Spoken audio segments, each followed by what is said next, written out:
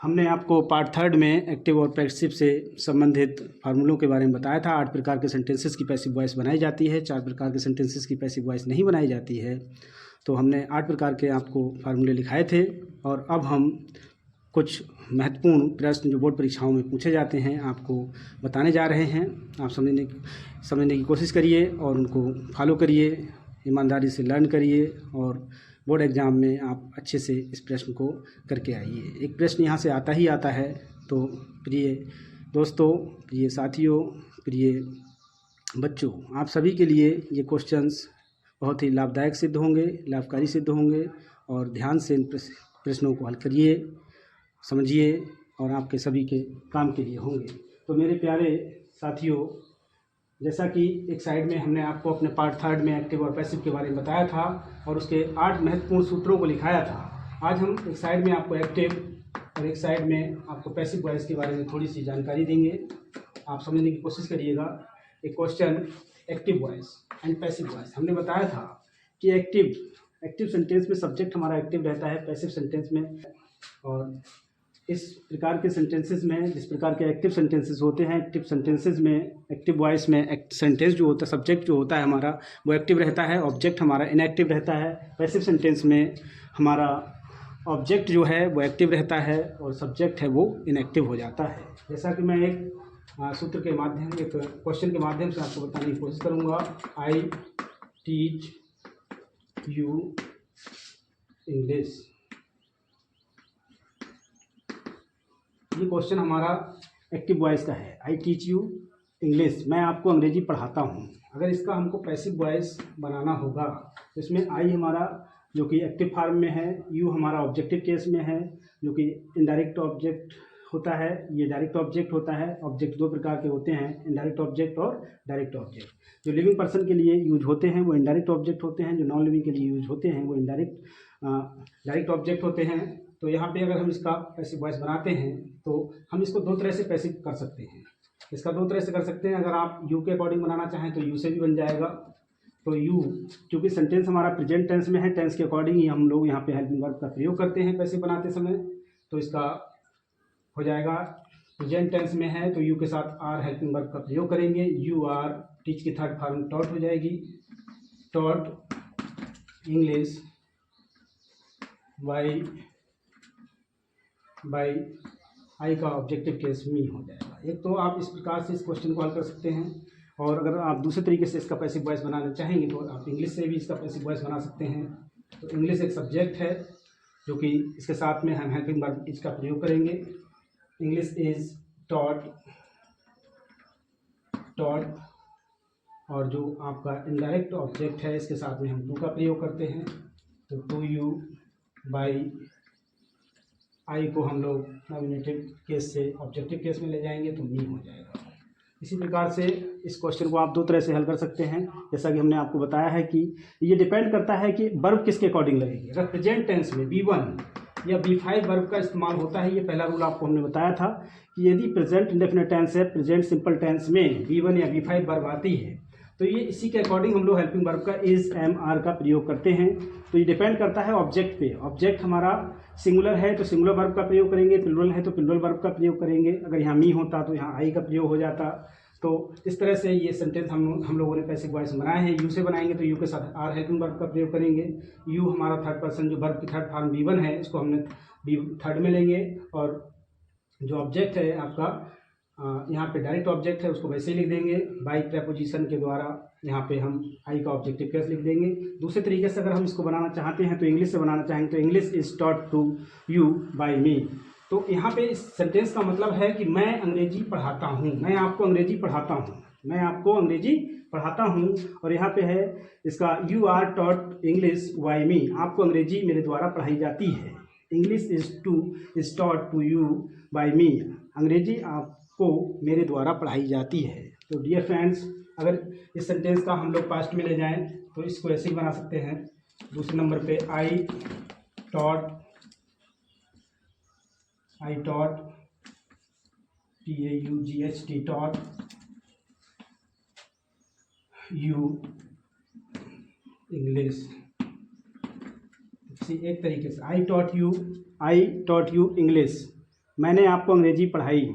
तो यहाँ पे अगर इसका हम पैसिव वॉइस में तब्दील करेंगे तो पैसिव वॉइस में इसका आंसर हो जाएगा यू। अब अकॉर्डिंग टू टेंस वर्ब का प्रयोग करते हैं, पास्ट टेंस में है, V2 वर्ब लगी हुई है, V2 के साथ में वाज या वर का प्रयोग करते हैं, तो यू के साथ में क्या हो जाएगा were. You were taught English, you were taught English by me. अगर इसी सेंटेंस को हम पैसिव फ्यूचर टेंस में इस्तेमाल करते हैं तो आई शैल टीच यू इंग्लिश। इसका अगर हम पैसिव वॉइस बनाते तो इसका पैसिव वॉइस बन के आता you will be taught English by me.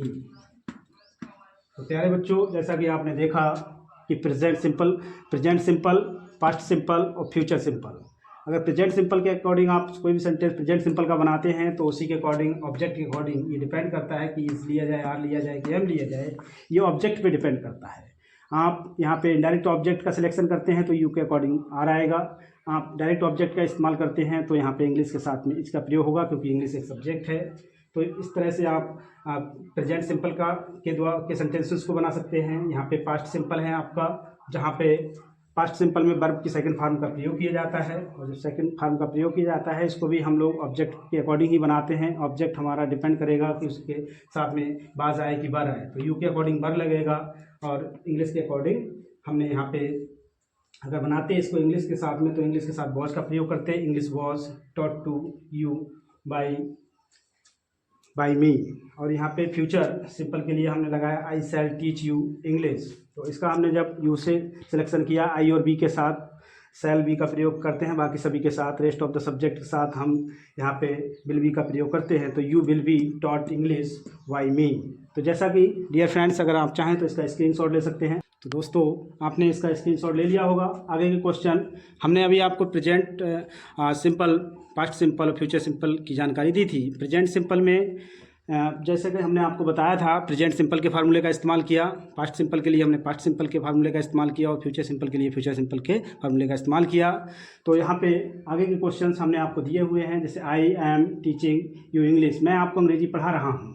तो ये हमारा प्रेजेंट कंटिन्यूस का है। I was teaching you English, मैं आपको अंग्रेजी पढ़ा रहा था, तो ये हमारा पास्ट कंटिन्यूस का है। आई have taught you, future continuous का पैसिव वॉइस बनता नहीं है, तो आई हैव टॉट यू इंग्लिश, मैंने आपको अंग्रेजी पढ़ाई है। I had taught you English, मैंने आपको अंग्रेजी पढ़ाई थी। और आई हैव टॉट यू इंग्लिश, मैंने आपको अंग्रेजी पढ़ाई होगी। तो यहाँ पे एक बार फिर समझ लें, I am teaching you English, मैं आपको अंग्रेजी पढ़ा रहा हूँ। I was teaching you English, मैं आपको अंग्रेजी पढ़ा रहा था। I have taught you English, मैंने आपको अंग्रेजी पढ़ाई है। I had taught you English, मैंने आपको अंग्रेजी पढ़ाई थी।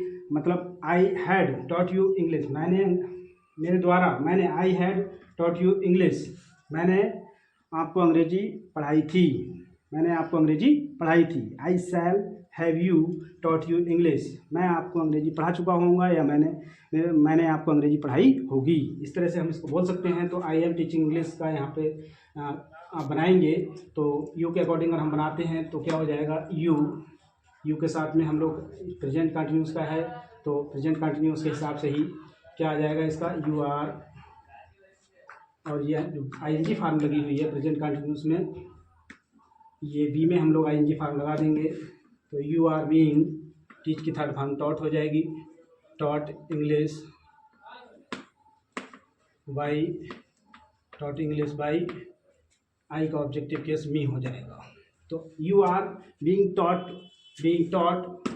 English by me.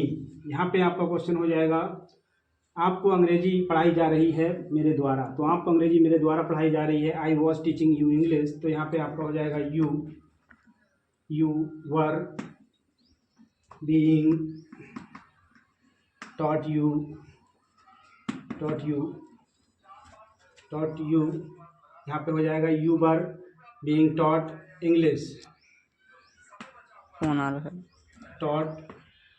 English by me. यहाँ पे आपका हो जाएगा, तो ये प्रेजेंट कंटिन्यूस का हो गया।